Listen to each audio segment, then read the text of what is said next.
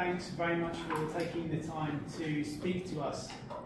Over the past year, you have been one of President Donald Trump's most vocal critics. Why did you decide to take such an active role speaking out against it? Well, I decided to play a role of a shadow in front of Senor Trump because of a couple of reasons. Number one, I was deeply offended when he spoke so badly about Mexicans, Mexico, and Mexicans in the United States. I think he was extremely aggressive.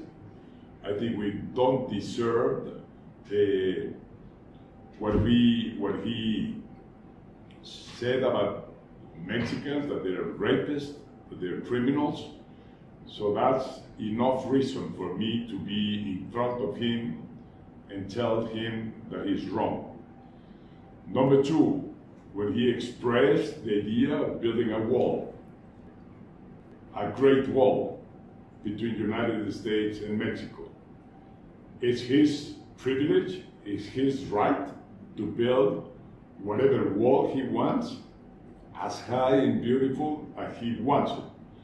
Only he has to understand that U.S. taxpayers are going to pay for that wall, and that we in Mexico will never pay for that fucking wall. That has to be very clear to him.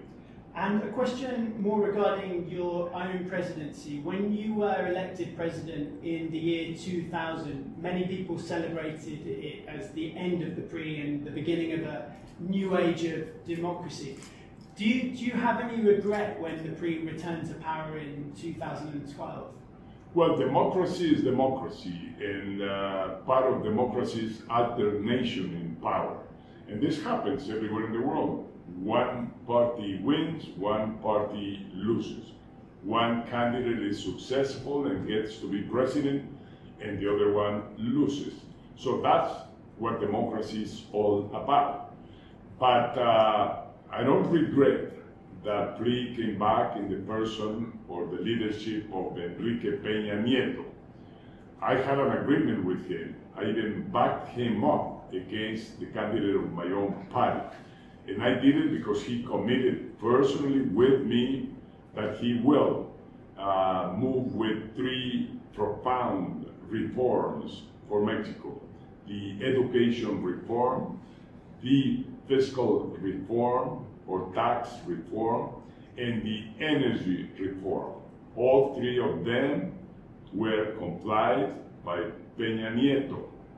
Unfortunately, later on, his government is not doing so well because Mexico still has two tumors, cancer tumors, that are growing and growing. One is corruption, and second is violence, crime and drugs. We have to stop. We have to extirpate those two big, large tumors today. And that's the big challenge that Mexico has, and Peña Nieto should face. I have invited him to take the bull by the horn and to attend these two crucial issues and make out of them his legacy. And you recently said that you would personally make sure that the left-wing candidate, Andrés Manuel López Obrador, doesn't become the next president. Will you respect the result of the election if he does win? Okay, number one, he will not win, because in Latin America we have such an awful, sad, terrible experiences with messianic leaders, with false prophets, with demagogic and populist leaders, like we have with the Perons in Argentina, the Kirchners in Argentina, like we have today with Castro in Cuba, that we have with Hugo Chavez and Maduro in Venezuela. They have destroyed not only the economy, but the nation. So that's not what we want for Mexico, and that's why I'm going to do whatever is on my side to avoid Andrés Manuel López Obrador, the populist, the demagogue, the false prophet in Mexico.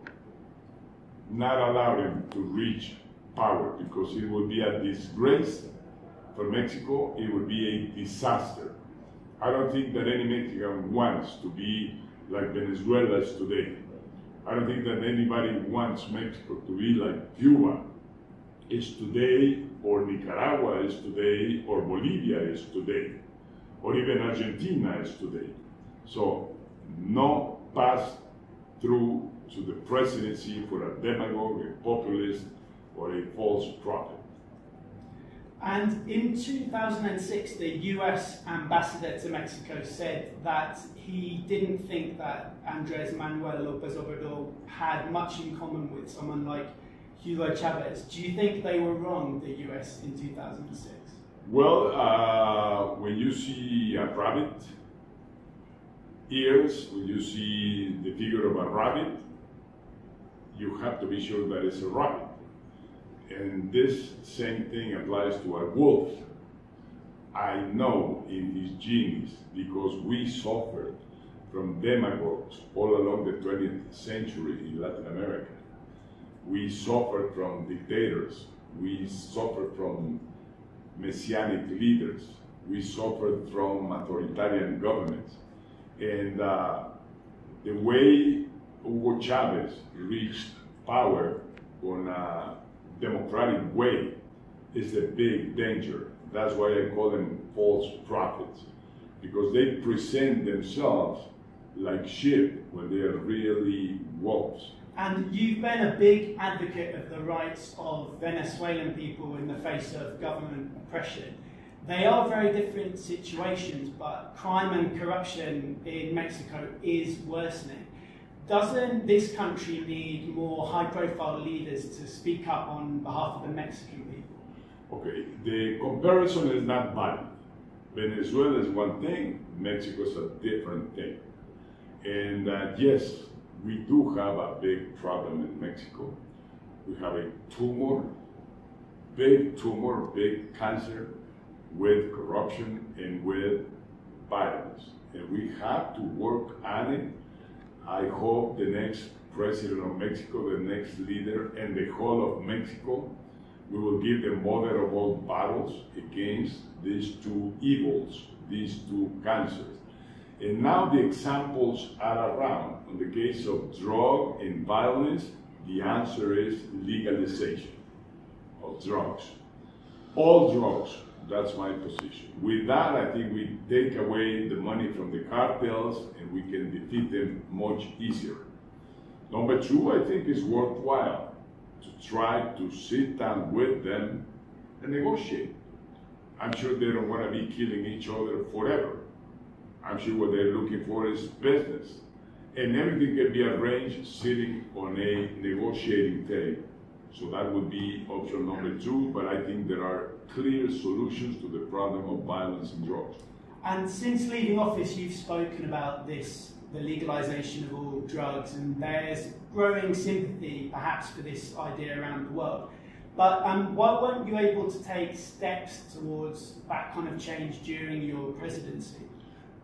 I did not, because the problem was not as severe as it is today. We should recall that back in 2006, Mexico reached its very best rate or indicator about crime in its whole history.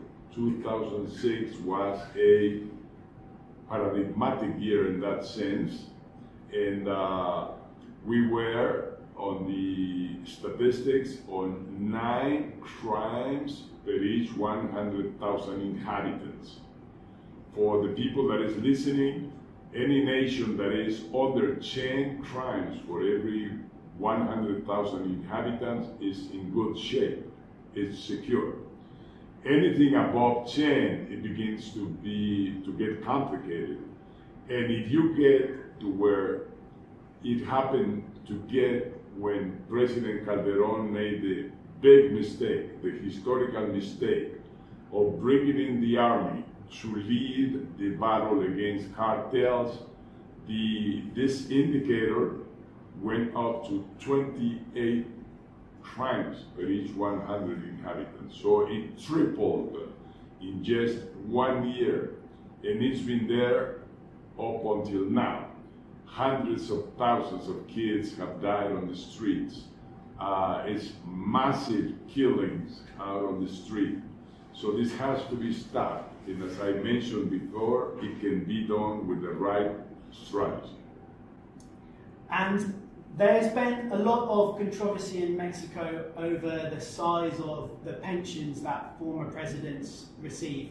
Is it fair that a former president who should have more opportunities to make money than the average Mexican worker should have a pension? I don't know of any nation that doesn't have a similar program for former presidents. Most every single nation has that. I think it's a very wise idea that you, number one, force your leaders, your presidents, not to have businesses dedicated full time to public activity and to govern. And so you must compensate those 6 years when that president didn't have any other income, that he would have a way of living right after he became president. It's like a pension plan that everybody has, most working people in the world. And number two, in the case of extended corruptions like we have in Latin America, I think it's very wise to have this pension plan, this compensation to former presidents, because they will not be eager to make justice to themselves when they are acting as presidents and start corrupting others or stealing money from the treasury or from the budget. I think if you can ensure a former president that the rest of his life he would have a decent income, and that the rest of the life he would have fringe benefits like Medicare insurance, I think he will behave much more honestly than when you don't have that. Won't many Mexicans feel disappointed that they have to kind of pay a president to make sure that corruption is limited? Is López Obrador the one who is arguing that? Mexican people is generous, Mexican people doesn't mind. It's just this messiahs, this false prophet, López Obrador. And my final question, if you were still president today, how would you handle the talks, the NAFTA talks with the Trump administration? I think NAFTA needs a reshape. It can be improved considerably. It's now 22 years old, the structure of NAFTA, but it's stupid. I said, stupid to Trump to do what he's trying to do. For instance, he's totally against trading, and he wants to go to trade wars, and he wants to execute those trade wars by imposing taxation to product.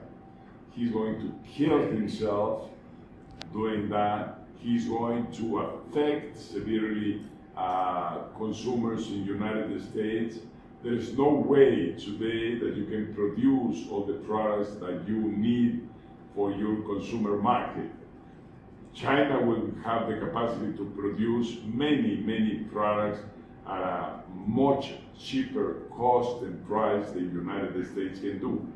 Mexico can produce automobiles much lower cost than what he pretends that U.S. corporations manufacture in the United States. That's stupid. Stupid, I said, Trump. And so that's why we have to avoid trade war in negotiating NAFTA. We have to be convinced that trading is a win-win situation. We have to accept in the United States that North America is much more important, much more productive than America by itself. The competitiveness today of US corporations is because they are NAFTA corporations, because they nourish their competitiveness in the three economies, in the Mexican economy, US economy, and Canadian economy. It's stupid. I said, stupid, Trump, to build a wall, to isolate that great nation from the leadership that it has in the world.